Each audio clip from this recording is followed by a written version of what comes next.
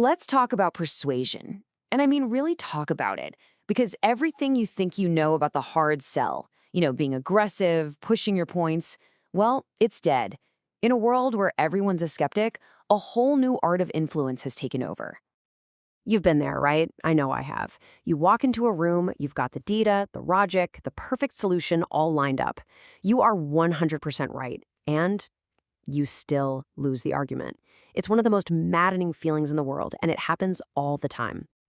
So picture this. A consultant I know spent an entire quarter, 3 months, building the most airtight pitch you've ever seen for a huge bank.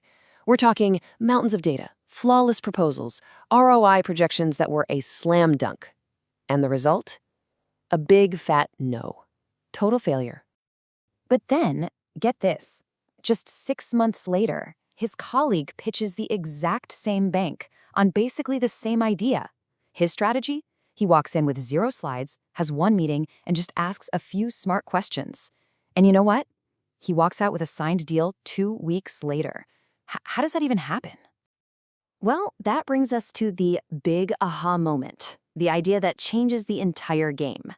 The best negotiators, the truly great persuaders, they don't waste energy trying to overcome resistance. Nope, they're way smarter than that. They actually design the conversation from the very beginning so that resistance never even gets a chance to show up. Let's break down exactly how they do it. So, step 1 is all about priming. This is the stuff you do before you even get to your main point.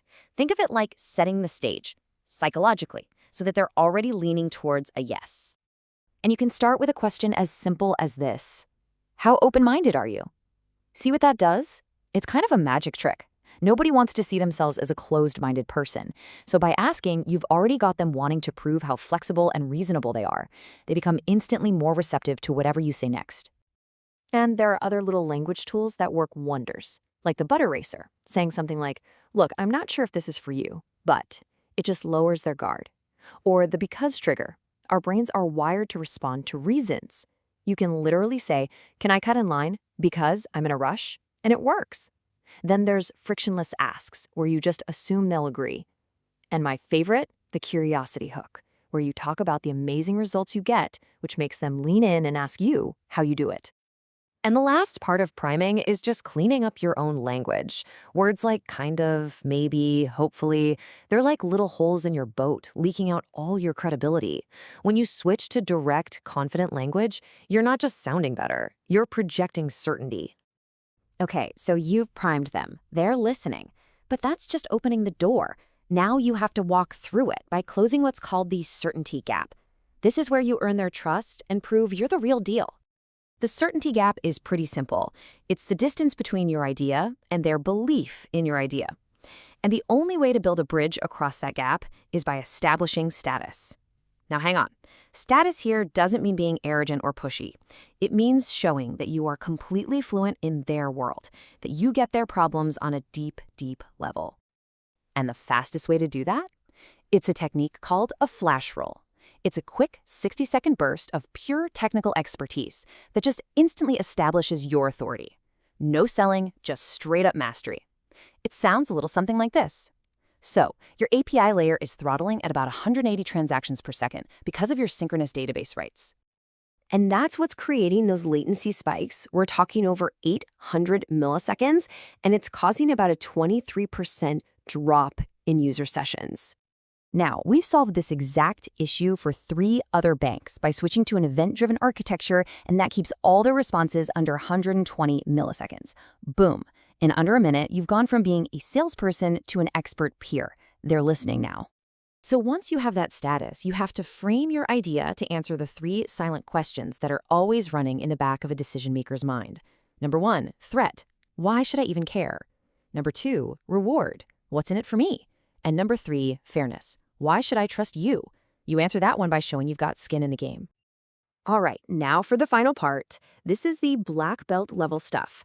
Once you've primed them and proven your status, the ultimate move is to guide them to your conclusion in a way that makes them feel like they came up with it. This is the old Socratic method, and it is pure genius. Instead of pointing out a problem and saying, you're wrong, which just makes people defensive, you ask questions that help them discover the flaw themselves. So rather than saying, hey, you can't use those film stills, they're not licensed, you could ask, wow, that's awesome you got those images approved. How did you manage to get legal to sign off so fast? You let them connect the dots. Because people will argue with you all day long, but they will never argue with their own conclusion. And this isn't just some nice theory. The data is crystal clear.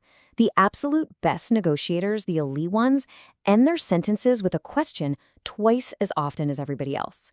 See, asking questions isn't passive. It's how you control the conversation and make it a collaboration instead of a conflict.